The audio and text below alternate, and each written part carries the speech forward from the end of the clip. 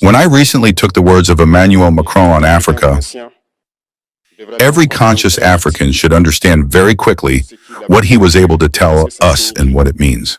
General Tianet said not long ago that the change of tactics or strategies of the French forces in Africa, I think he came to confirm it, is about dissolving and keeping a solid foundation. Emmanuel Macron said it so well that we can only thank him for this sincerity, even if some wanted to put the powder in the eyes of their population. But reality ends up catching up too. They will not leave some countries. They have just dissolved the system. You will no longer see them in bases, but in the embassies, they will be there. They will build security companies to secure their companies that exist in these countries. But the soldiers will be there. You will no longer see them in uniforms or gathered in bases. That's all it means. They will reorganize, but they will be there. He spoke of politeness towards certain heads of state by giving them the primacy of announcing the breakup or the departure of the French forces. It doesn't matter to us much, we can say, but all we know is that if you want to break up with these imperialist forces, it's simple. We denounce the agreements. It all starts there. I think that the example of Chad, in any case, is palpable. They started by denouncing the agreements. Otherwise, if we don't denounce the agreements, just say that the bases are leaving, we haven't done anything. Because the problem is in the colonial agreements of defense that have been signed since independence. The most dangerous are not the ones you see in the bases. The most dangerous are the military advisors. The military advisors exist in all these countries. They existed in Burkina until the end of 2022, until we took responsibility. And who are these military advisors? These are the ones who are supposed to put France's policy into practice here. They have to work to make our armies very weak, so that France can always have the argument to exist here. Under Blaise Compaoré, they succeeded. Our sentinels took the guard with sticks. That's what France wants from our armies. When we get to this stage, we don't have a choice but to want them to settle. But the Burkina army managed at some point to get rid of the military advisors. Unfortunately, I think that in 2010, after the operation at Tepuano, when the French saw that the Burkina army still had the capacity to react to terrorism, they called the chief of staff in France. They instructed him to take back the military advisors in the whole structure.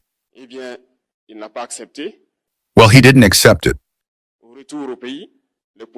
But when he came back to France, the politicians instructed him to accept the military advisors. And that's when the military advisors returned to the Burkina army in 2019. With all the consequences we know, the army was disappearing in the years 2020, 2021. And besides, that's when many soldiers had to desert because there was no hope. We were collapsing. This is how they work.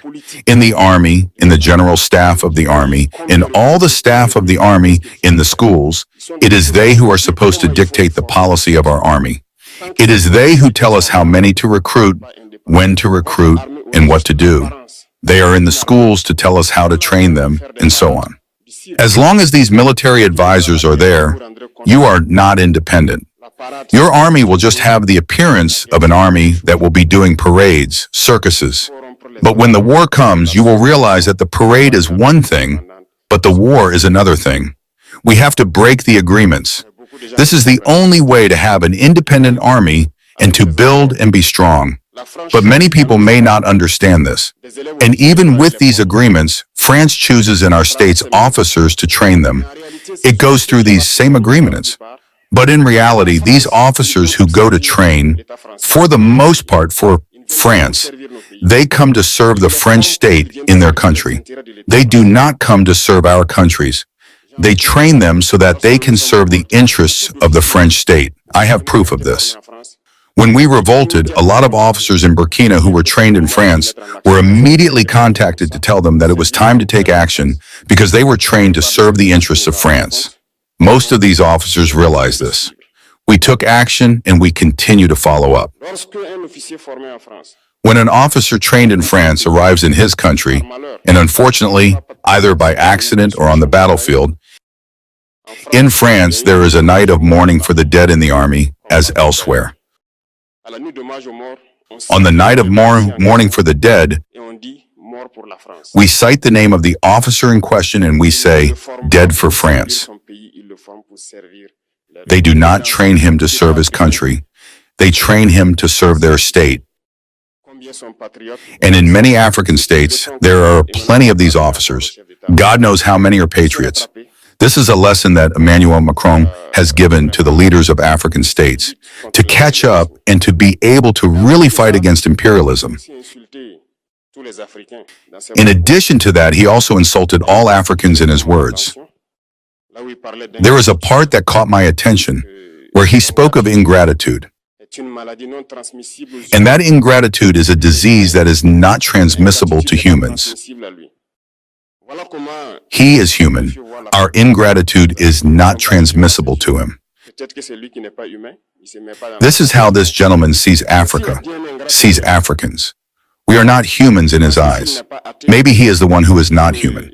He does not put himself in the class of humans. But if he has good ingratitude, it is him. I think that if he is not an atheist and he prays every morning when he wakes up and prays, he should also pray for Africans, because it is thanks to our ancestors that there is today a France. He should pray for us.